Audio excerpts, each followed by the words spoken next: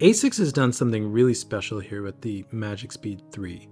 They've taken their top-end super shoe tech and they packaged it in a very user-friendly and very usable shoe that I think a lot of runners will benefit from.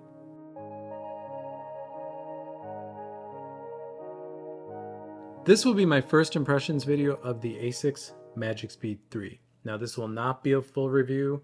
This is a brand new shoe to me. I've never run in a Magic Speed. I didn't run in the Magic Speed 1 or 2. So this is truly a first impressions video for me. Now, while I didn't run in any of the older Magic Speeds, I did spend a bit of time in the Metaspeed Edge, the original one. I owned a pair. I put about 50, 60 miles on it when it first came out. At the time, I didn't love it, and I went in the donation bin. I didn't spend a lot of time in it. I didn't really love it. But of the two Metaspeeds, the Sky versus the Edge, I do favor the Edge because I like the configuration of the plate that dips very low right on the outsole, then comes back up. Very similar to a Nike Vaporfly. Now, I think it's really interesting. If you looked at Asics' sales numbers of the Metaspeed series, I can almost guarantee that the Sky Plus probably outsells the Edge Plus 2 to 1, maybe more. I get what Asics is doing with the whole stride runner versus cadence runner thing, and from an engineering standpoint and a biomechanics standpoint, go Asics. It's really interesting, really well done. But I think for the average runner, and even for the non-average runner, because I am a shoe nerd, I have a YouTube channel where I talk about shoes, but even hearing Asics' sales speech around the difference between the Sky versus the Edge and how they market them, I just see them as very confusing. It's a very murky area.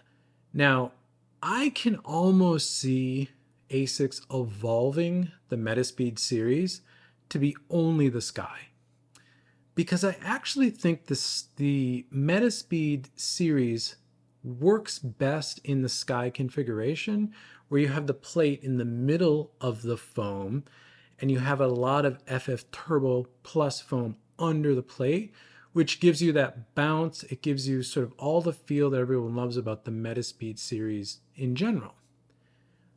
And seeing this shoe makes me really think that this is really where the Metaspeed Edge is probably headed. Because if you look at this shoe, this is fundamentally the Metaspeed Edge, the original one.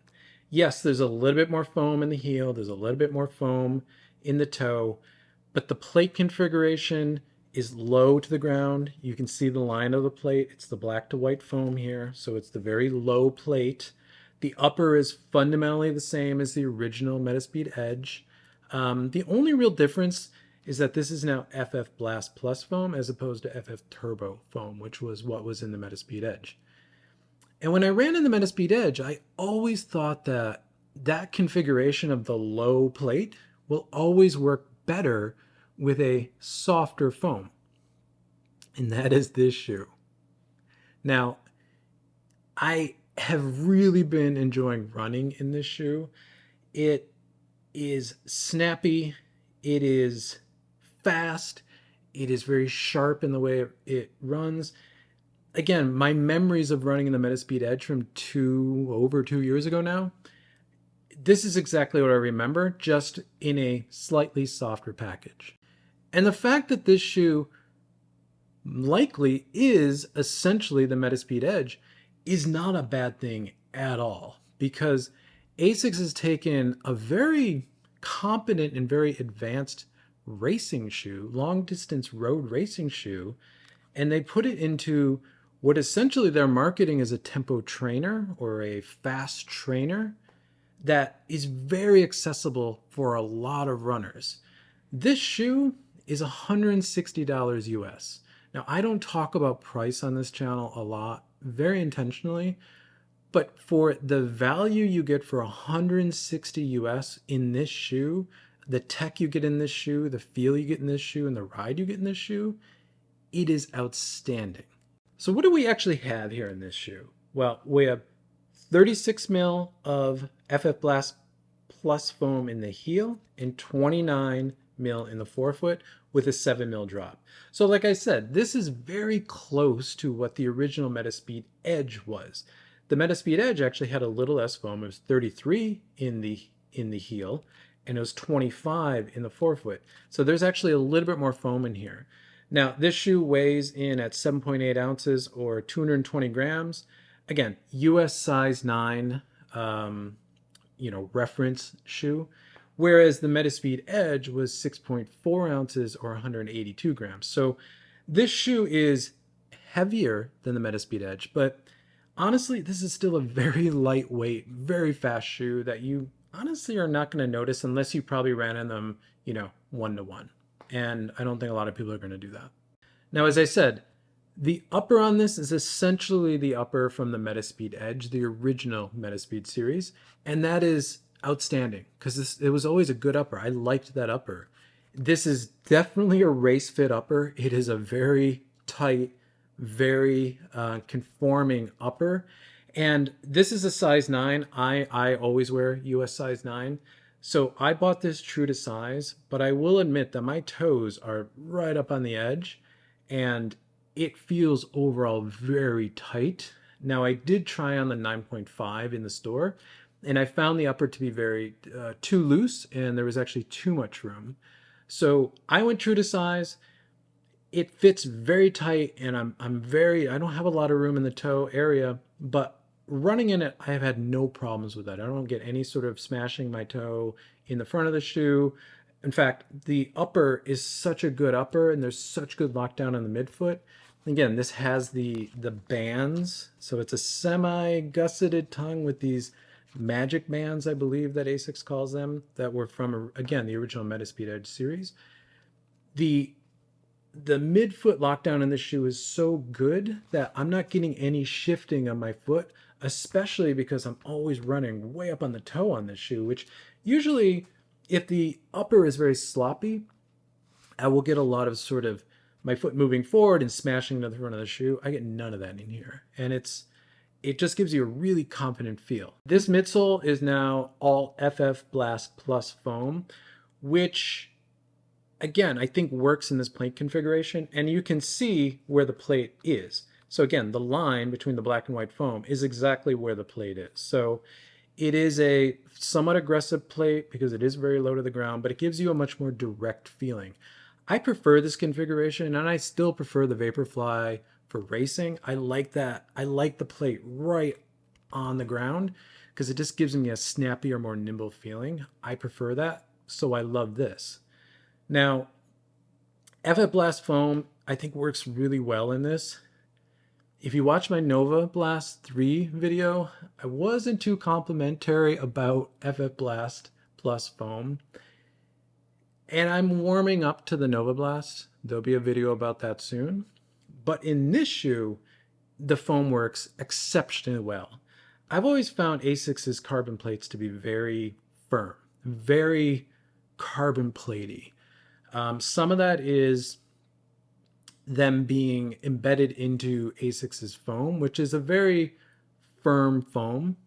But this shoe is no different. It runs very snappy, very propulsive. You're never not aware that you're running in a carbon plated shoe.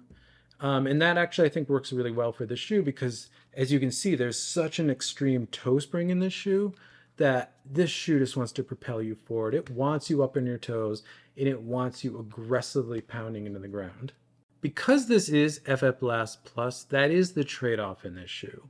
So this foam is softer than FF Turbo Plus, but there's less resiliency. Resiliency is how quickly the foam rebounds when it's compressed. I have a whole video on that. There'll be a card on the screen, link in the description. But FF Blast Plus foam has much less resiliency than FF Turbo Plus foam. And honestly, when you are really pushing the pace in this, like really pounding the pace, the FF Blast Plus foam does let you down a little bit.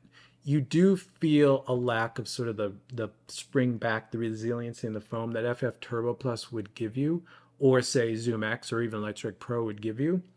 But honestly, it's kind of okay because, again, this shoe, for the price of the shoe, again, $160 US, you're getting like 80% of the high-end Metaspeed in this shoe.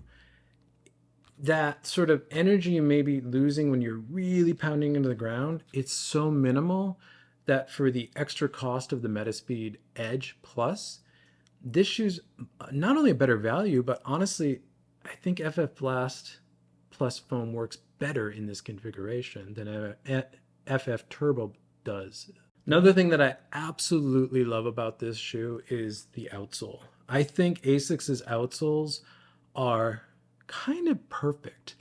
Nike's outsoles may be a little bit too minimal, and Adidas's outsoles may be a little bit too over-designed or a little bit too complicated.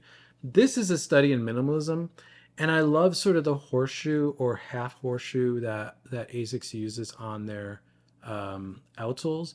This is no different. This is great. You've got a ton of coverage on the lateral side. You've got enough coverage on the medial side. You don't really need this, but again, I think it just all works really well. I have about a little bit over 20K in this. I'm seeing absolutely no wear on the actual rubber itself. Not that I would expect a lot, but I'm seeing none. Overall, this outsole is just really good, really confident, really grippy. There's a lot of compliance to the ground, which is really kind of rare given how close the plate is to the ground, but this is very sure-footed. I'm having no problems with grip on dry or wet pavement. So like I said, this is my first impressions. I'm going to spend a lot more time in this shoe, but what I am using this shoe for right now, and again, in the 20K I've done in this shoe, I've run it through pretty much every pace, from 200-meter repeat to 3K repeat in a longer run at marathon pace. And this shoe performs exceptionally well. So right now, this is an exceptional tempo trainer. I don't think I would race in this, but again, I'm kind of loyal to the Vaporfly.